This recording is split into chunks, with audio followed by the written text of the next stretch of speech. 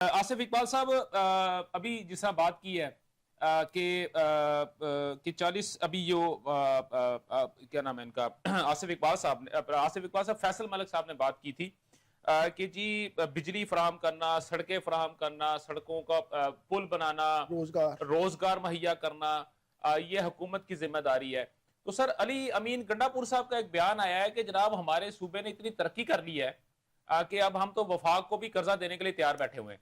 तो सर आप क्योंकि केपीके से आपका ताल्लुक है, तो सर जरा मुझे काइंडली थोड़ा सा बताइएगा कि सर कौन सा ऐसा सेक्टर है जहां पे इतनी ज्यादा तरक्की हो गई है कि इतने टैक्सेस इकट्ठे हो गए, सूबे ने टैक्स इकट्ठे कर लिए हैं कि वहां पे अखीर ही हो गई है। सर अब तो वफाक को कहीं दूसरे मुल्क से, चाइना से, जैसे बाजवा साहब ने बात की है कि चाइना है, तुर्की है, सऊदी अरब है, यूएई है, या दूसरे अमेरिका है, या आईएमएफ है जिसे हमें कर्ज लेना पड़ता है या वो हमारी मदद करते हैं। तो अगर तो केपीके के अंदर ड्रामेटिक चेंजेस आ चुकी हैं तो इसका मतलब है फिर बाकी जो ये जो ममालिक है इनसे तो जान हमारी छूट जानी चाहिए ना सर।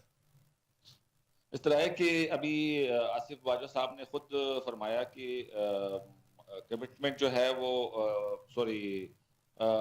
ये बजट जो है कोलैबोरेशन के साथ, आईएमएफ के साथ और दीगर के साथ कोलैबोरेशन के साथ जो है ये बजट जो है पेश हुआ है। जी बिल्कुल तैयार हुआ है, बिल्कुल हुआ। तो सर ये मैंने नहीं कहा, किसी सूरत मैंने ये नहीं कहा। मैं अच्छा अभी आप रिमाइंड कर लेंगे फिर नहीं सर, बेसिकली सर आप इसको रिफ्रेश कर लेना। उन्होंने ये कहा है कि जब हम किसी से कर्ज लेते हैं तो हमें उस कर्ज की वापसी के लिए उसकी शराइत को भी मानना पड़ता है। सर उन्होंने इस बात से मैं मजीद कर्ज लेना पड़ता है, मजीद कर्ज लेना पड़ता है। बात ये है कि जब आईएमएफ की टीम यहाँ पे पाकिस्तान पहुंची और वो रिव्यू कर रही थी जी, तो उनमें एक शर्त ये भी थी कि जो सूबे हैं वो लिख के दे दें कि जो टैक्स वगैरह लगेंगे वो उस कमिटमेंट को पूरा करेंगे। ठीक है, इसका मतलब है केपी इसका मतलब है केपी के सूबे ने लिख के दे दिया हुआ है सर। लेकिन अब ये आईएमएफ की शर्त थी ना, फिर वो गए, एग्री होके गए ना। पॉइंट नोट कर लीजिएगा सर आप। ठीक हो गया जी सर। अब इसके बाद तो शायद हमारे अली अमीन साहब ने आईएमएफ से अपने तय अपने सूबे के लिए कुछ और मजीद पैसे मांगे होंगे। अच्छा, कि इतने मांगे होंगे कि फिर वो फाकिर जो है वो कर्ज दे सकते हैं। लेकिन ठीक है, लेकिन 12वां साल है हमारे सूबे के अंदर पीटीआई का। ठीक है, 12वां साल है। और ये अजीब बात है दुरानी साहब, जरा नोट कर लें कि 13 से 18 तक सीएम केपी के वो परवेज खटक साहब है। वो इस 5 साल के लिए वो पीटीआई के चीफ मिनिस्टर थे। हाँ जी। आजकल वो पीटीआई में नहीं है, वो किसी और पार्टी में है। सही। उसके बाद 18 से जनाब 23 तक जो है वो हमारे महमूद चांद साहब थे। आज वो पीटीआई में नहीं है। और इस वक्त जो है अगले दूसरा साल जारी है, अली अमीन गंडापुर साहब है। सही। करे कि 5 साल गुजरने के बाद अमीन साहब पीटीआई में होंगे नहीं होंगे, अपने दिल सवाल है।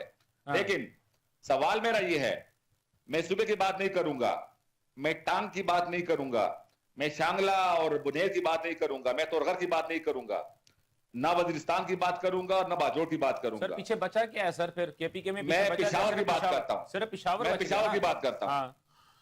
पेशावर के अंदर एक रिंग रोड मंसूबा है, ring road, Peshawar ring road. 2013 में जब एनपी और पीपीपी की गवर्नमेंट खत्म हुई, जी बिल्कुल सर, मैं उस वक्त वहीं मौजूद था। हयाताबाद से लेके जो सिलसिला शुरू था, तो जीटी रोड से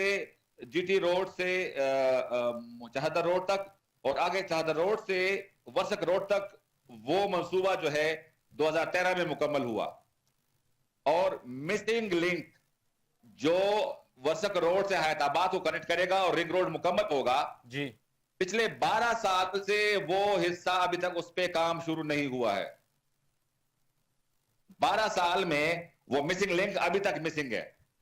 अच्छा, नहीं चले सर, ये देखें सर, ये तो वो बात होगी ना सर, देखें ये तो एक किस्म का इतराज हो गया इनके ऊपर। चले वो इसका जवाब इनके पास मौजूद होगा। सर नहीं, मैं बहस कर रहा हूं ना, बहस कर रहा हूं। जी जी सर, दुरानी साहब, जी दुरानी साहब, ये मैं बहस कर रहा हूं कि अगर अली अमीन गंडापुर के पास इतने पैसे आ गए हैं वो वफाक को कर्ज दे सकते हैं। हाँ। तो फिर पेशावर के अंदर एक रोड जो है ये क्यों मुकम्मल नहीं हो सका 12 साल के अंदर? और आपने एक सवाल किया ना जी कि किस शोबे ने तरक्की की है कि इसके पैसे, इनके पास इतने पैसे आ गए हैं। हाँ तो पीटीआई का सिर्फ एक ही शोबा है जो कि दिन ब दिन तरक्की कर रहा है, वो सोशल मीडिया का। हाँ कि जितने भी मंसूबे होते हैं वो सोशल मीडिया पे होते हैं। ठीक है। ग्राउंड पे जो है कुछ नहीं होता पूरे सूबे के अंदर। अगर कोई है तो मुझे मिसाल बता दे बस। नहीं सर, एक चले छोटा सा सर, मेरी सर एक छोटा सा, मुझे थोड़ा सा कंफ्यूजन है अभी भी सर काइंडली इसको थोड़ा क्लियर कर दीजिएगा। सर कौन सी इंडस्ट्री है इस वक्त जो कि इस वक्त बूम के ऊपर है केपीके के अंदर, जिसने कि इतना एक्सपोर्ट कर दिया पाकिस्तान के अंदर, इतना ज्यादा ज़र मुबादला लेके आ गया कि वो इतना सेल्फ सफिशिएंट हो गया? क्योंकि पिछले, अगर मैं कुछ अरसे की बात करता हूं तो सर जो केपीके की जो यूनिवर्सिटीज है उनको, उनकी जमीनें तक जो है वो फरोख्त करनी पड़ गई है। उनके वाइस चांसलर जो थे वो उनको फारग करना शुरू कर दिया, और बहुत सारी यूनिवर्सिटीज के जो कैंपसेस थे उनको आपस में ज्वाइन कर दिया गया ताकि जो है वो खर्चे कम किए जा सके, क्योंकि फीसिस नहीं थी, अपना सॉरी सैलरीज नहीं थी उनको देने के लिए। हॉस्पिटल्स की सिचुएशन जो है वो आपके सामने है। अगर मैं सबसे बड़ा जो हॉस्पिटल, अगर मैं उसकी बात करता हूँ तो सर माजरत के साथ मेरे एक दोस्त हैं, मेरे भाई हैं, वो मुझे बता रहे थे कि वहाँ पे जो है जो ऑक्सीजन और एनेस्थीसिया उसकी शदीद किल्लत है। तो ये कौन सा सर, बेसिकली मुझे ये बताएं कि कौन सी ऐसी चीज है जहां से सर रेवेन्यू जनरेट हो रहा है? मुझे इस थोड़ा सा कंफ्यूजन है ना सर इस बात के ऊपर। दुरानी साहब मैं अर्ज कर लूं कि हमारा सूबा जो है ये कुदरती वसाइल से माला माल है, अल्हम्दुलिल्लाह। ठीक है। हमारा सूबा कुदरती वसाइल से माला माल है। बिजली पैदा करने की बहुत सारे जराए हैं। माइंस और मिनरल जो है वो तो बेशबहा है। सर अभी बात हो रही थी ना जी सर, मैं जी जी अब आपने बात कर रहे थे ना जी कि सूबे जो है वो कौन सी तरक्की कर रही है। हमारे जो इंडस्ट्रियल एरियाज हैं, हैदराबाद इंडस्ट्रियल स्टेट, तार इंडस्ट्रियल स्टेट, गदून इंडस्ट्रियल स्टेट, ये जो है ये कारखानों के कब्रिस्तान बने हुए हैं।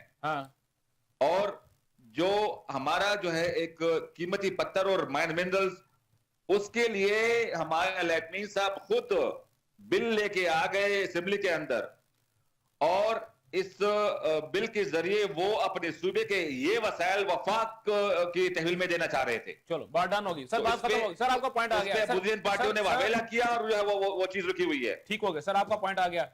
बाजवा साहब ये जो चीजें हैं, मैं चलो इसको तो छोड़ देना, हम इस पे बाद जो है ना वहां में डिस्कस करेंगे। सर मुझे ये एक छोटी सी बात बताएं कि सर जो अरकानी असम्बली हैं, आप ये कहते हैं कि जनाब 2.5-3 लाख रुपए में उनका गुजारा नहीं होता, 5 लाख में उनको तनख्वाह कर दी जाए या 9 लाख रुपए उनकी तनख्वाह कर दी जाए। 21 लाख रुपए। नहीं सर मैं ऊपर ही आ रहा हूँ ना, वो देखे ना बतदरीज तनख्वाहें बढ़ती जा रही है ना, जिसका ओहदा जितना बड़ा है उसकी तनख्वाह उतनी बढ़ती जा रही है। सर आप लोग भी जो है ना पूरे उससे बेनिफिट उठा रहे हैं। सर छोड़ दें इस बातों को, क्योंकि जब तनख्वाह बढ़ानी होती है, बेनिफिट लेने होते हैं, तो तहरीक इंसाफ वाले कभी ये नहीं कहते कि जी हमें अडयाला जेल भेजो, हम पानी तहरीक से बात करेंगे, उसके बाद हम आके इस बिल के ऊपर इसको पास करेंगे। हाँ अलबत्ता पाकिस्तान के मुतालिक या अवाम के मुतालिक सर कोई भी, सर देखे मेरा भी सर, मुझे भी तकलीफ है ना सर, मैं भी चीजें को देख रहा होता हूँ ना। जब आप एक शख्स है, अभी इन्होंने अपना अगर नून लीग ने या गवर्नमेंट ने 37,000 पे या 37,500 पे सैलरी मिनिमम जो है वो अगर पे रखी है, तो उसके ऊपर तो सर आपने नहीं कहा कि नहीं जी इसकी कम से कम 1.5 लाख रुपए होनी चाहिए।